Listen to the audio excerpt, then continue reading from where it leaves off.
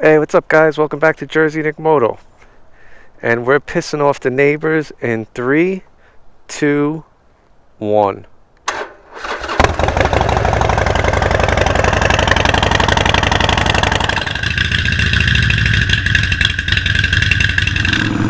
So it's the first weekend of November when I'm recording this right now, but you guys aren't going to see this for a few weeks yet because I got a bunch of stuff edited that I'm going to put up first. So by the time you guys see this, it'll be after Veterans Day. Well, we're going to talk about a veteran today. And it doesn't have to be Veterans Day to talk about one of our veterans anyway, so.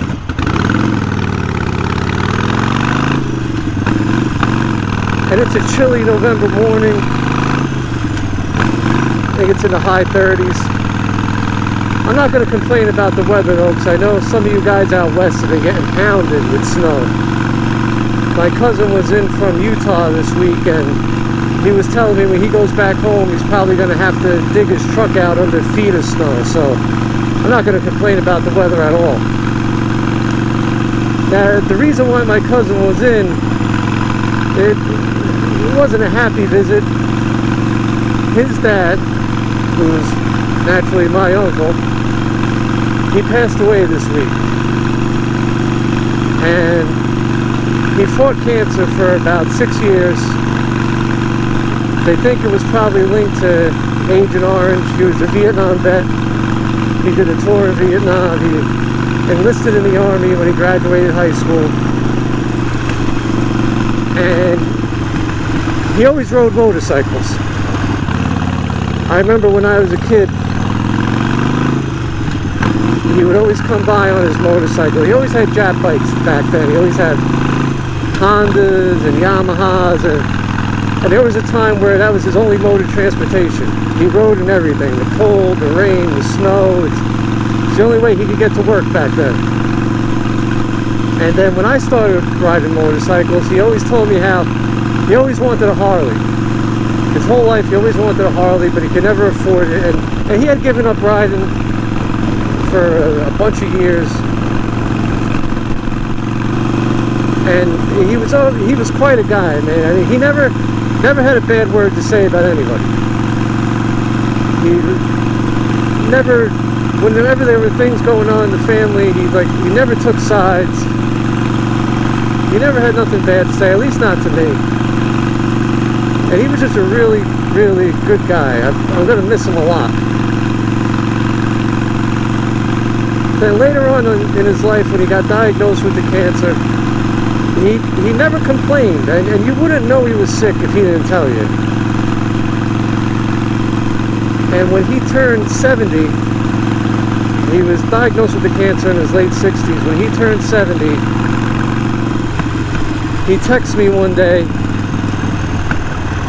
with a picture of this 2004 Sportster. He finally went and got his Harley. And I couldn't have been happier for him.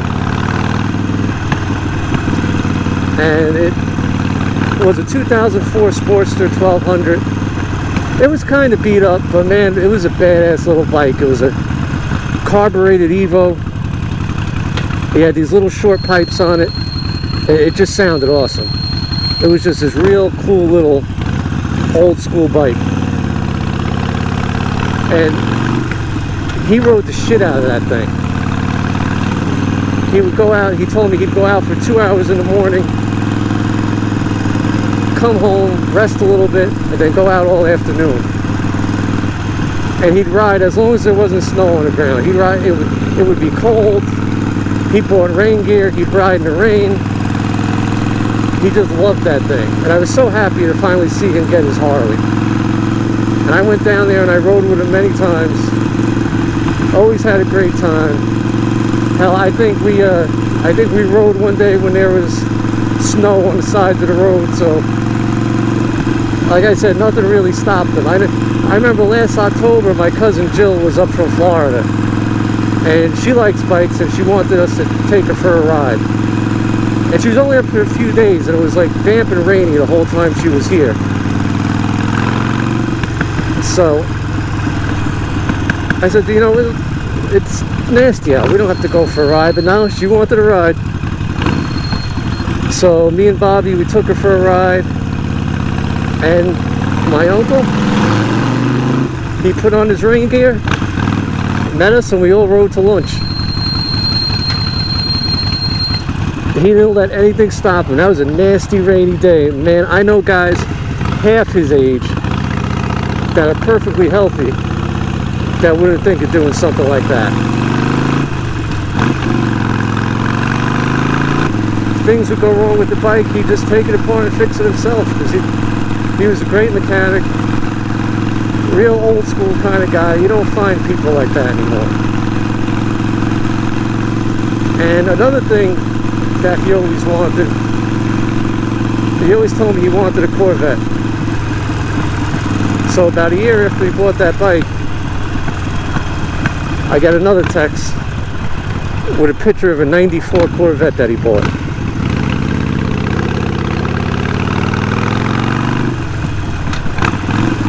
Thing was like brand new. It was beautiful.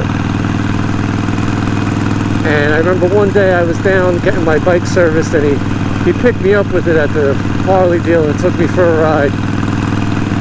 And when I say I had to hold on as he was ripping up and down Route 70, he liked to go fast.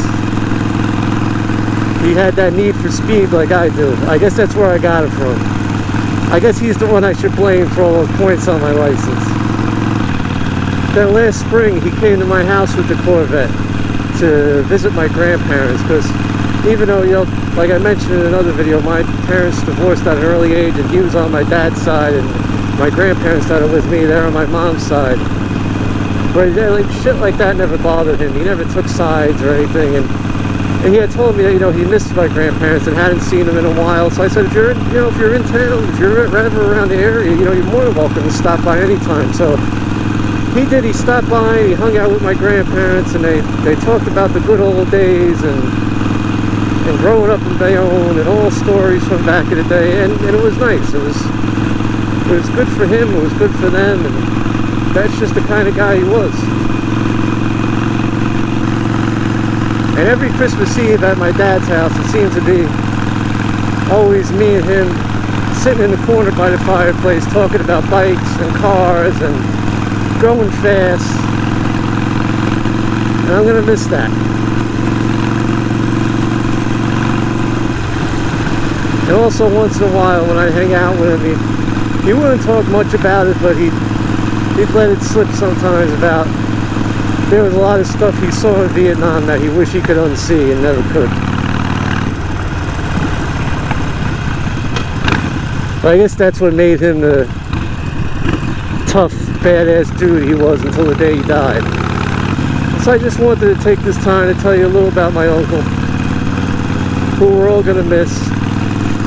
He left 4 grandchildren behind that he would load up in the RV every year and take to Florida. So that's what's been going on with me lately. I'm just taking this little ride today, just around the neighborhood. I had a nice ride yesterday, did about 200 miles, so I'm taking it easy today. I gotta go back home and do some stuff around the house. Alright guys, thanks for watching. Thanks for letting me share my little story about my uncle. And don't worry, even though the weather's changing, there's still going to be a lot of videos to come. Going to be a lot of riding videos, and when the weather gets too bad, don't worry, I got some ideas. I'm still going to take you places. You know the usual, like, comment, subscribe, all that good stuff. I'll see all you guys in the next video. Keep your head on the swivel out there. Later.